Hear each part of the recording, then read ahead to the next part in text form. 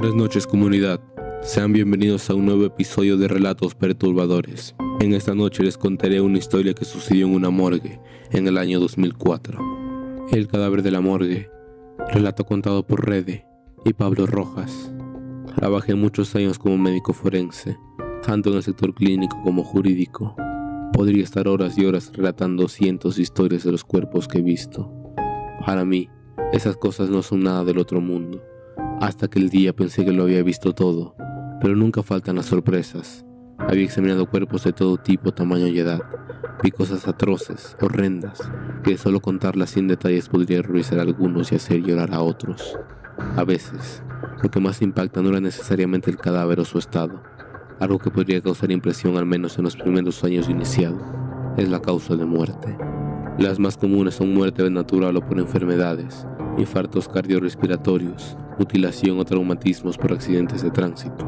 En esto último, jugaba un papel muy importante, ya que en ocasiones se necesita un examen minucioso para identificar un homicidio. Los casos más complejos son cuando aparecen cadáveres sin un contexto que nos dé información.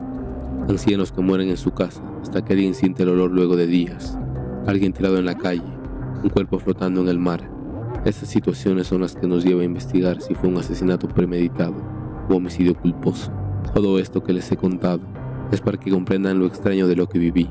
Después de 25 años de profesión, hubo un hecho en el 2004 para el que hasta el día de hoy no encuentro explicación. Por razones de ética profesional, he decidido mantenerme en anonimato, al igual que el lugar donde trabajo. Una noche de tormenta, acababa de recibir un cuerpo de un hombre de entre 30 y 40 años, según podría apreciar a simple vista. El cuerpo llegó completamente desnudo con diversas heridas lacerantes. Al solo observarlo, se notaba que al menos llevaba 2 días de muerte. Al leer el informe, este explicaba que el cuerpo fue encontrado en un bosque por un hombre que paseaba a su perro, y su mascota fue quien realizó el hallazgo. La policía estaba investigando la zona por posibles evidencias. Mi trabajo iba en identificar la causa de muerte, dar una hora aproximada del momento de defunción y más detalles. Así que puse manos en obra. Por fortuna, los dedos del difunto estaban en condiciones para tomar sus huellas dactilares, así que su identificación no sería problema. Comencé ejecutando las primeras pruebas, y al proceder con el primer corte noté una forma de sangrado algo inusual. De la manera en que su sangre brotaba, debería de haber pasado pocas horas desde su muerte, y eso contradecía el estado de su piel y la hora en que lo encontraron. Al principio lo tomé como un desafío para un estudio especial.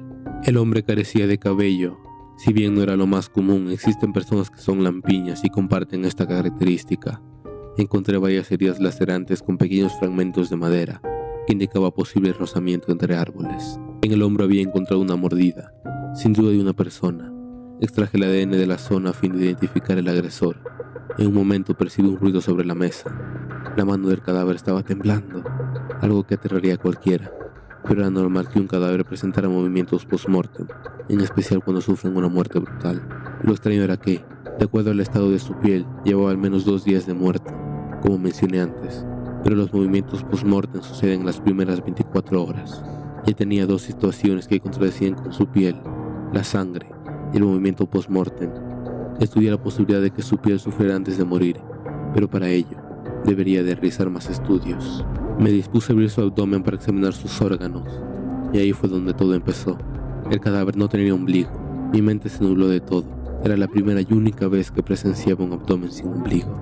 Claro que hubo casos donde en apariencia no había ombligo, por operaciones quirúrgicas, pero esto era distinto. Al pasar mi mano sobre la zona era evidente que el ombligo nunca existió. Todo se volvía más extraño. Después de 25 años de carrera me encontré con algo fuera de lo normal. En ese momento recordé algunas novelas de terror que había leído en el pasado, y la ausencia de un ombligo era debido a que el ser humano no nació de un parto, sino que era un clon o creado de forma artificial. Eran las 2 de la mañana. Aún así, creí que esta situación merecía ser vista por alguien más antes de continuar.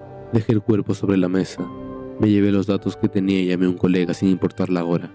Al principio se mostró furioso conmigo por la hora en que le llamé, pero cuando le conté la situación estaba emocionado por verlo en persona.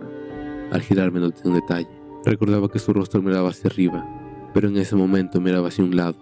Su cabeza comenzó a temblar. Hasta ahí solo observaba esperando a que finalice, considerando que se trataba de los movimientos post-mortem. Luego, el cuerpo exhaló.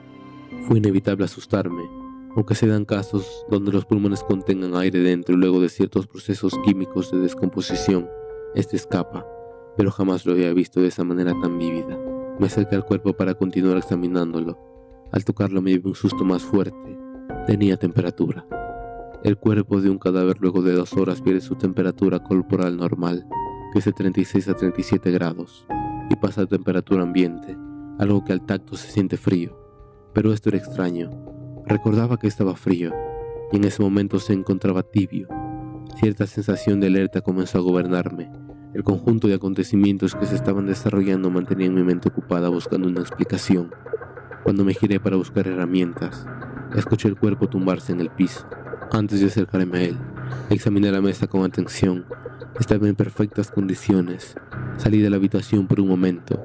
Ni siquiera me tomé la molestia de levantar el cadáver. Sentía miedo, aunque no lo quería demostrar. Entendía que un hombre de ciencia como yo no podía dejarse engañar por cosas como esas. No lo quería aceptar. Decidí esperar a mi colega. Entendía que entre dos sería mejor manejar esta situación. Luego de unos minutos él llegó. No paraba de hablar de un montón de hipótesis, dado ciertos síndromes que había conocido y estudiado. Mi compañero se había emocionado. Tenía vocación por su profesión.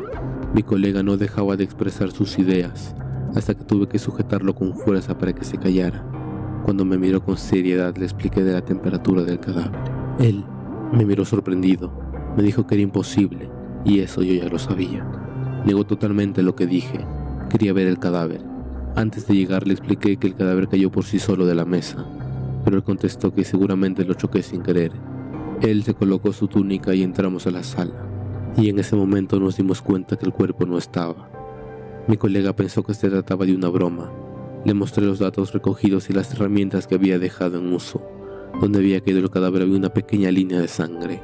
Mi colega me preguntó si estaba haciendo una broma. Trataba de explicarle la situación. Le mostré la orden que recibí con el cuerpo y lo vimos a él, sentado en un rincón.